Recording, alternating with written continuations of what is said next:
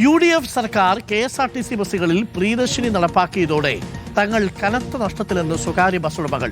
അടുത്ത നടപടികളിലേക്ക് നീങ്ങാനാണ് തൃശൂരിലെ ബസ് ഉടമകളുടെ തീരുമാനം. 200 സ്വകാര്യ ബസ്സുകൾ സർവീസ് നിർത്തിവെക്കാൻ നീക്കം. സർവീസ് നിർത്താനുള്ള G-ഫോം RTOയ്ക്ക് കൈമാറും.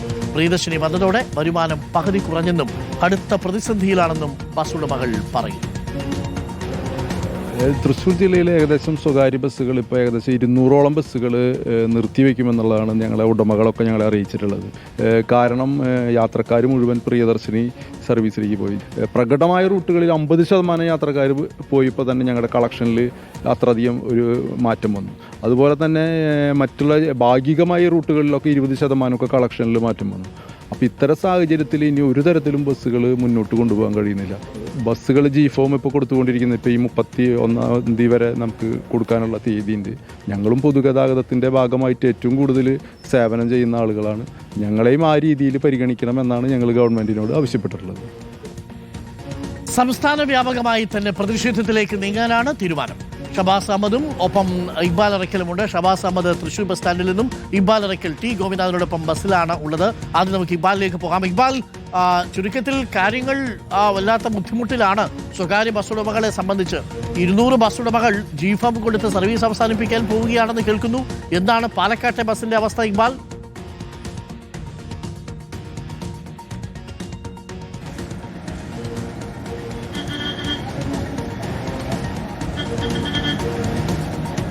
അരുൺകുമാർ, ഈ സ്വകാര്യ ബസ്സുകൾക്ക് അത്യാവശ്യം ടിക്കറ്റ് എല്ലാം കിട്ടുന്ന മംഗലം വടക്കഞ്ചേരി റൂട്ടിലോടുന്ന ആദിശ്രീ എന്ന് പറയുന്ന സ്വകാര്യ ബസ്സിലാണ് ഞാനിപ്പോൾ ഉള്ളത്.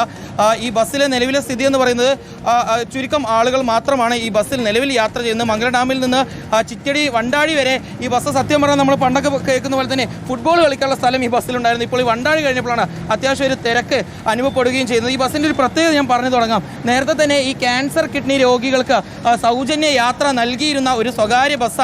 പക്ഷേ അവർക്ക് നേരത്തെ മറ്റ് യാത്രക്കാരിൽ നിന്നെല്ലാം അത്യാവശ്യം ഉണ്ടായിരുന്നു. അതുകൊണ്ട് തന്നെ അവർക്ക് സർവീസ് കൃത്യമായി തന്നെ നടത്തി കൊണ്ടുപോകാൻ സാധിച്ചിരുന്നു. പക്ഷേ ഇപ്പോൾ ഈ KSRTCയിൽ പ്രിയദർശിനി സർവീസ് വന്നതോടുകൂടി ഇവർക്ക് മുന്നോട്ട് കൊണ്ടുപോകാൻ കഴിയാത്ത രീതിയിലാണ് ഇപ്പോൾ ഇവിടെ ബസ് സർവീസ് പോകുന്നത് എന്നുള്ളതാണ് ഈ ബസ്സിലെ ജീവനക്കാർ ഉൾപ്പെടെ പറയുകയും ചെയ്യുന്നത്. ഈ മംഗലം വടക്കഞ്ചേരി റൂട്ടിൽ 2 KSRTC പ്രിയദർശിനി സർവീസ് നടത്തുന്ന ബസ്സുകളുണ്ട്. ഈ 2 ബസ്സും പോയതിനു ശേഷമുള്ള ബസ്സാണ് ഇപ്പോൾ ഈ വണ്ടാഴി എത്തിയപ്പോഴാണ് അത്യാവശ്യം കുറച്ച് ആളുകളെ കാണാനെങ്കിലും സാധിക്കുന്നത്. ഏതായാലും ഈ ബസ് ഓപ്പറേറ്റേഴ്സ് ഓർഗനൈസേഷൻ്റെ സംസ്ഥാന ജനറൽ സെക്രട്ടറി ആയിട്ടുള്ള T ഗോപിനാഥ് തന്നെ നമുക്കൊപ്പം ചേരുന്നുണ്ട്. അദ്ദേഹം ഈ ബസ്സിൽ യാത്രക്കാരനായിട്ട് ചേരുകയാണ്. എന്താണ് ഇപ്പോൾ നിലവിലെ സ്ഥിതി? എന്താണ് നമ്മുടെ സംസ്ഥാനത്ത് മൊത്തം ബസ്സുകളുടെ കണക്കെടുക്കുമ്പോൾ ഈ 10-12 ദിവസത്തെ കണക്ക് പരിശോധിക്കുമ്പോൾ ഏതാണ്ട് 25 കോടിയിലധികം രൂപ സംസ്ഥാന സ്വകാര്യ ബസ്സുകൾക്ക് നഷ്ടപ്പെട്ടിട്ടുണ്ട്. ഈ 12 ദിവസത്തെ കണക്ക് അതായത് ഒരു ദിവസം 2.5 കോടി 3 കോടി രൂപയാണ് ഒരു ദിവസം ബസ്സുകളുടെ ഒരു ദിവസത്തെ വരുമാനത്തിൽ കുറവുണ്ടായിട്ടുള്ളത്.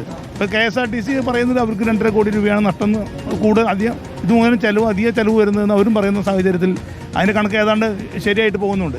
അപ്പോൾ ഞങ്ങളെ സംബന്ധിച്ചിടത്തോളം ഈ സംസ്ഥാന സർക്കാരിൻ്റെ ഭാഗത്തുനിന്നും അനുകൂലമായിട്ടുള്ള തീരുമാനം ഉണ്ടായില്ലെങ്കിൽ സംസ്ഥാനത്ത് പൊതുഗതാഗതം ഇല്ലാതെയാവും. ഞങ്ങൾക്ക് പറയാനുള്ളത് ഞങ്ങളും ഈ സ്ത്രീകൾക്ക് സൗജന്യ യാത്ര അനുവദിക്കാൻ ഞങ്ങൾ തയ്യാറാണ്. ഇപ്പോൾ ഞങ്ങൾ ബസ്സുകളിൽ കയറുന്ന സ്ത്രീകൾക്ക് 0 ടിക്കറ്റിംഗ് സംവിധാനം നടപ്പിലാക്കിയ സർക്കാർ റീഫണ്ട് ചെയ്യുന്ന ഒരു നടപടിയിലേക്ക് കാര്യം വന്നാൽ മാത്രമേ ഇനി ബസ് സർവീസ് മുന്നോട്ട് പോകാൻ കഴിയുള്ളൂ.